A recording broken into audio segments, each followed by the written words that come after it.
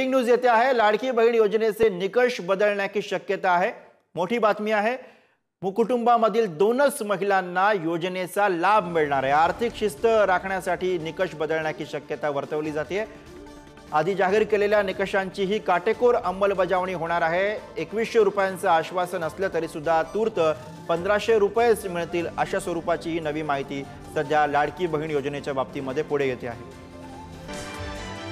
लाडकी बहीण योजनेत काही ठिकाणी बोगस आधार कार्डचा वापर झाला होता। त्यामुळे योजनेतील लाभार्थी महिलांची पुन्हा पडताळणी केली जाऊ शकते।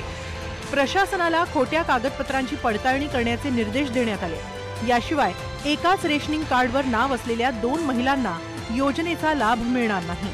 आयकर भरणाऱ्या महिला आणि नोकरीतून जास्त उत्पन्न असलेल्या महिलांना योजनेतून वगळलं जाऊ शकतं। संजय गांधी निराधार योजनेचा लाभ घेणाऱ्या महिला लाडकी बहीण योजनेसाठी पात्र नाहीत। दोन्ही योजनांचा लाभ घेणाऱ्या महिलांची देखील पडताळणी केली जाईल। असं असलं तरीही लाडक्या बहिणींना कोणतीही चिंता करण्याची गरज नाही असं आश्वासन उदय सामंतांनी दिलंय।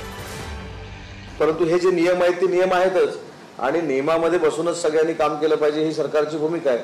त्याच्यामुळे हे नव्याने काही नियम आलेले नाहीये। ज्यावेळी सरकारमध्ये मागच्या आम्ही होतो, ज्यावेळी माननीय एकनाथ शिंदे साहेबांनी हा निर्णय घेतला त्याचवेळी नियम झालेले आहेत। त्याच्यामध्ये बदल काही करण्याची आवश्यकता नाही। आणि याच विषयी आपण अधिक बोलूया। प्रतिनिधी शिवाजी काळे सध्या आपल्या सोबत आहेत। शिवाजी, नेमके काय निकष असू शकतात, कोणते निकष बदलले जाऊ शकतात आणि काय नवी माहिती समोर येते?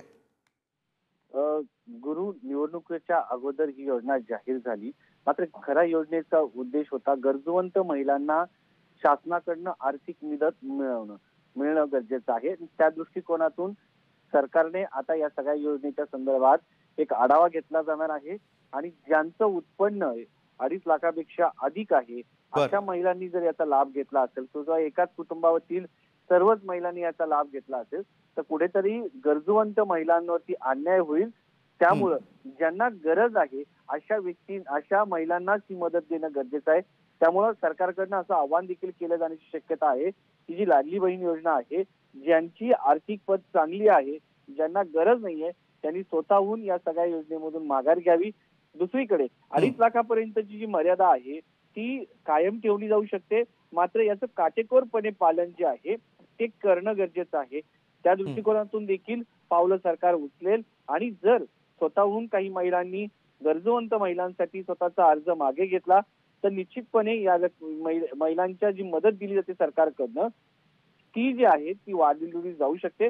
मात्र सध्याच या योजनेच्या संदर्भामध्ये आढावा घेतला जाईल, किती महिलांना याचा लाभ मिळाला, त्याचबरोबर किती महिला गरजूवंत आहे आणि गरजूवंतांना मदत हे शासनाचं धोरण असतं। त्या दृष्टिकोनातून कोणतीही योजना असो ती गरजूवंतांपर्यंत पोहोचावी, त्या दृष्टिकोनातून शासन आढावा घेईल। त्यानंतर या संदर्भामध्ये काही निकष बदलण्याची गरज असेल तर सरकार निश्चितपणे निकष बदलेल आणि गरजूवंत महिलांपर्यंत शासनाची लाडकी बहीण योजना ही पोहोचली जावी या दृष्टिकोनातून शासन प्रयत्न करेल।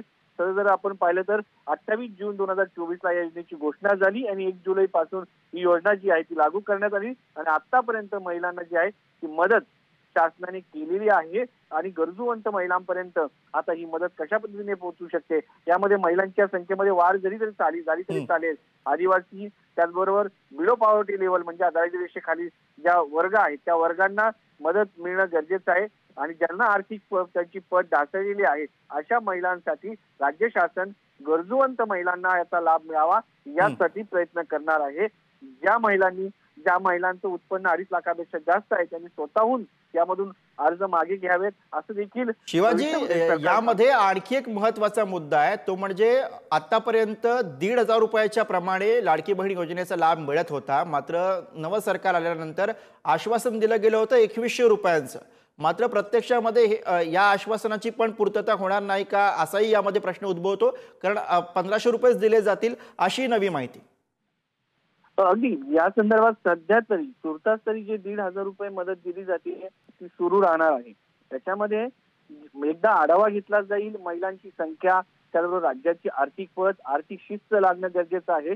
बरोबर, कोणतीही योजना सरसकट असत नाही, गरजूवंतांसाठी योजना असतात। तर तुम्हाला जर काही शंका असतील तर तुम्ही कमेंट करून विचारू शकता आणि हा व्हिडिओ आवडल्यास व्हिडिओला लाईक करा, शेअर करा, जेणेकरून ही माहिती अजून जास्त लोकांपर्यंत पोहोचेल आणि चॅनलला सबस्क्राईब करायला विसरू नका। थँक्यू।